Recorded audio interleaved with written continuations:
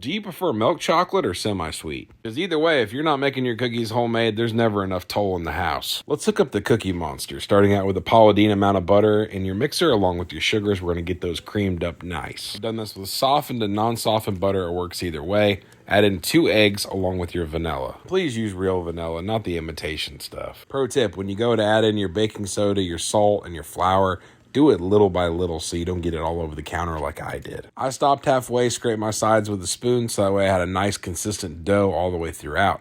You're not going to mix your chocolate chips in with the mixer, so go ahead and make sure everything's off that paddle and throw in your chocolate chips. You technically could use 2.5 cups of chips for this recipe, but I'm into full bag quantities, so we're going to go ahead and use 4. Yeah, once they're all consistent throughout the dough, we're going to throw this in the refrigerator for about a half hour while we preheat our oven to 350 degrees. I use an ice cream scooper to make consistent cookies, but if you only have a spoon, just make sure they all look about the same size before you toss them in the oven. If you don't have a silicone mat, use a piece of parchment paper, but don't throw any Earl on that pan. Only cook them about 85% of the way, because once you pull them out, that pan is still going to be hot and continue to cook those cookies. You want to get them off the sheet tray as quick as possible, so give them a couple minutes to set up. Get them off so that way the bottoms don't burn while the tops stay light. Cookie!